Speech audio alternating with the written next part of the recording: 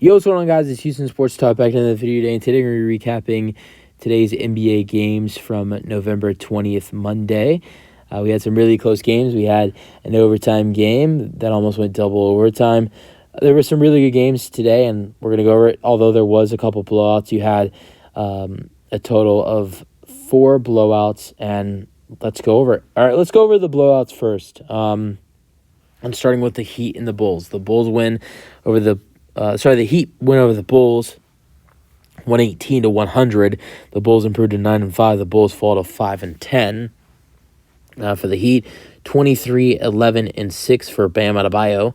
Jimmy Butler with 16 points. Duncan Robinson with 22 points. He's playing some great basketball right now. And also Kevin Love with 11 points and 8 rebounds. And the rookie, Yami Yaskes Jr. continues to play good basketball. 19 points, 3 rebounds, 4 assists, and 2 steals for the Heat.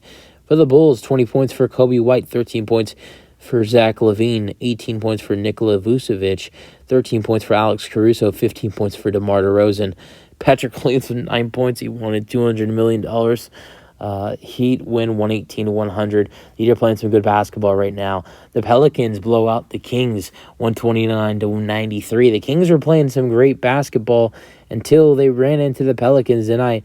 And the Pelicans really put a chip on their shoulders because they haven't been playing the best basketball. They're to even 500 now with this win. They win 129-93. The Kings fall to 8-5. The Pelicans improve to 7-7. Brandon Ingram scores 31 points with Zion having 26 points with 5 assists and 3 steals.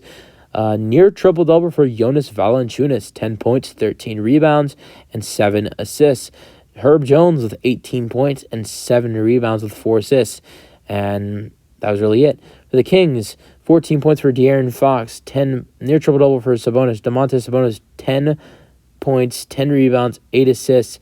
And Harrison Barnes had 16 points for the Kings. Terrible loss for the Kings, but they've been playing great basketball before this. Then the Clippers win their second straight game in a row. Great game for the Clippers. Harden and Kawhi and Paul George looked pretty good tonight. Russell Westbrook looked solid. But more importantly, off the bench, Daniel Tice was doing a really good job, and so was Norman Powell, 2 guys who combined for 38 points. I mean, this Clippers bench was pretty solid in this game, but those 2 guys and Westbrook, played a really big part in this win for the Clippers. They win at 124-99. Victor Wembanyama with some Ricky jitters in this game. They have lost. They were 3-2 after beating the Suns 2 times in a row. They've lost 9 games in a row. Wembanyama only had 9, 3, and 4. Keldon Johnson with another great performance. He's playing some good basketball. 22, 10, and 5 for Keldon Johnson. 17 points for Jenny Osman. He's playing some good basketball too. And the Spurs lose their 9th straight game. But for the Clippers, 28 points for Paul George with 6 assists and 5 rebounds. Kawhi Leonard with 21 points. James Harden, 13 points, 10 assists, and 2 steals. James didn't have a good shooting night, but he was doing a good job tonight for the Clippers. But 19 points for Norman Powell and 19 points and 7 rebounds for Daniel Tice, only playing his second game as a Clipper. I think you could really tell that they were missing a backup big, and Daniel Tice had a solid game for the Clippers in his first game against the Rockets on Friday. But he did a really good job, and I know Mason Plumlee's out till mid-January, end of January, but if Daniel Tice can keep playing like this, he's going to have himself getting backup minutes or maybe even taking Zubac's starting job. I don't think that will happen, but Daniel Tice played a better game than Zubac did tonight. Zubac had 8 and 11. Moving on to another blowout. The Timberwolves continue to keep it rolling as they're the 1 seed in the West at 10 with a 10-3. Oh, also with the records for the Clippers and the Spurs are 3-11. Clippers are 5-7 with that game ending. Timberwolves 117-100, 10-3 record for the Timberwolves with this win, and the Knicks fall to 8-6. Although the Knicks were playing some good basketball as well, it's kind of like the Kings. You just run into a team that was eager for a win. Obviously, not like the Pelicans. The Pelicans kind of needed to get a win for their mindsets. Not like their season would be over if they fall to 6-8, but they kind of needed a win tonight. But for the Timberwolves, I mean, they want to keep this going. Don't let the streak, don't let it fall out because they're playing great basketball right now. They were 2-2 or 2-3, whatever. Yeah, they were 2-2, and now they're 10-3. They've won 8 of their last 9 games, and they're playing some incredible basketball. 23 points and 10 rebounds and 5 assists for Anthony Edwards, 20 points for Karl Anthony Towns. Rudy Gobert had 16 points with seven rebounds. And then for the New York Knicks, 25 points for Jalen Brunson, 21 and 14 for Julius Randle, and 15 points for Emmanuel Quickley. So that is it for the blowouts. All the rest of the games we will talk about are close games. And starting with the Milwaukee Bucks and the Washington Wizards. I know this outcome is a 13-point ball game, but I want to include this in a close game. For the Wizards to keep close with the Bucks like this, it's only a 13-point outcome, but another thing is this was a close game for most of the game leading into the fourth quarter. This was a close game throughout most of the fourth quarter as well. The Bucks pulled away, in the fourth at some point in the fourth quarter in this ball game. I remember looking. I think there was like 6 or 7 minutes remaining, and it was a little bit of a close ball game. Maybe the Bucks were up by like 6 or 7, but going into the fourth quarter, the Bucks were only up by 2. This was a close game. The Wizards competed. Jordan Poole had a solid night with 30 points. The thing is, Jordan Poole, this is his best scoring night as a Wizard, but only had 1 assist. So it shows what he's, if he's going to go out there and have a good scoring night, he's not going to play much team basketball. But Kyle Kuzma was stealing all the assists tonight for the Wizards because Kuzma had 22 points, but he had 13 assists. That's a season high, and I wouldn't really see him breaking that season high at any point in this season, to be honest. 14 points for Daniel Gafford and 18 points for Tyus Jones. For the Bucks, if it wasn't for a certain player, Giannis Antetokounmpo would have the most points tonight. But I think Giannis Antetokounmpo had the best performance out of all NBA games today. He had 42 points, 13 rebounds, 8 assists, and shot 20 for 23 on the floor. But 0 for 0, did not shoot 1 3 and shot 2 for 6 from 3. 16 points for 9 rebounds. And 9 rebounds for Brook Lopez. Unbelievable performance for Chris Middleton as well. Keep in mind, this was only in 23 minutes. 18 points, 7 rebounds, 7 assists, 6 for 12 shooting.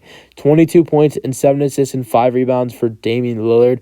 Malik Beasley with 16 points as well and 17 points for Bobby Portis. Great team win for the Milwaukee Bucks, even though Giannis had 42, but the rest of the team did a great job, and the Bucks get a win over the Wizards 13. Should have won this game by way more, but it is what it is.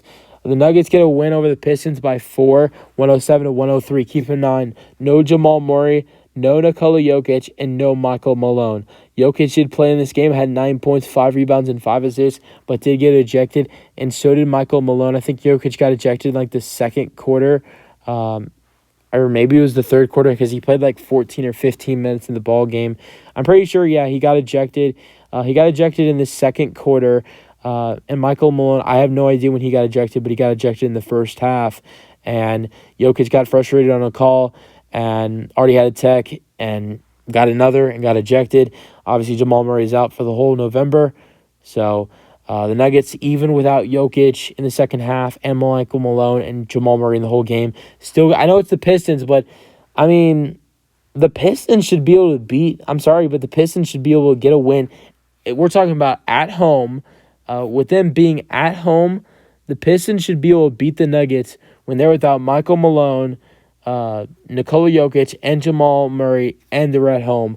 But the Nuggets win it 107-103. The Pistons had a chance to win this ballgame. It was tied 103-103. Great performance from Reggie Jackson, 21 points, 6 assists. Kentavious Caldwell-Pope with 20 points. Aaron Gordon with 11, 9, and 7. Michael Porter Jr. With 14 and 11, and Christian Brown with 15 points and 6 rebounds. For the Pistons, 27 points for Cade Cunningham, and Jaden Ivey had 17 points. Marvin Bagley III had 18 and 7. Isaiah Stewart had 11 points and 11 rebounds, and that was it for this game. All right, then you have the Houston Rockets and the Golden State Warriors.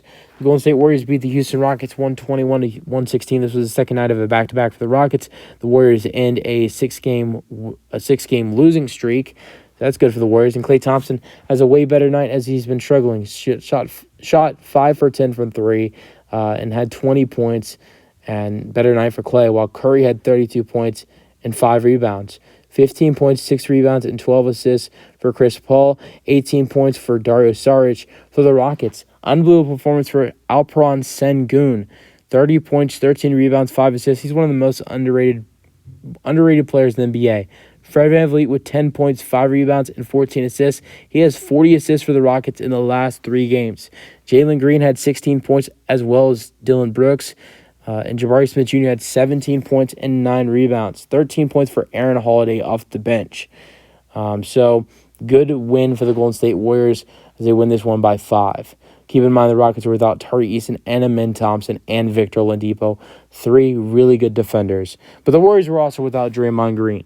All right, then you have the best game of the day. Even though the Celtics didn't have Derek White or Al Horford, the Hornets come back down by 18 points to beat the Boston Celtics 121-118 at home. Great win for them, led by LaMelo Ball. Even though Jason Tatum scored 45 points, it still wasn't enough. LaMelo had 36, 9, and 8 for the Hornets, and they win 121-118, improved to 4-9. Celtics fall to 11-3. Former Boston Celtic Gordon Hayward had 20 points. Miles Bridges, not my favorite person, but he had 14 points and 15 rebounds with the dagger three-pointer. Tied at 116 in overtime, hit a deep 3.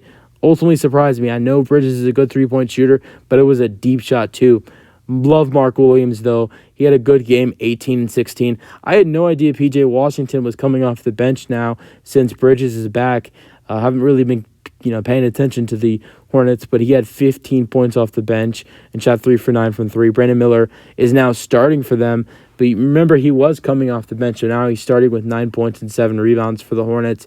For the Celtics, Jason Tatum, I know he's sold, but at the same time, he had 45 points, 13 rebounds, 6 assists. Even though Bridges hit that deep 3 to give them the lead 119-116, the Celtics still had one more chance. And Gordon Hayward, former Boston Celtic, fouled Jason Tatum, getting into his landing space on a 3. Tatum made the first 2 free throws to make it 119-118, but then misses the third. And then the Hornets get the rebound and get fouled and make 2 free throws, and that's how they won 121-118. But Tatum still 45, 13, and 6. I know he's the reason they lost with that last free throw, but who knows if they would have won in overtime, or even if it went to overtime, because even if Tatum makes that free throw, the Hornets still will have 5 seconds remaining.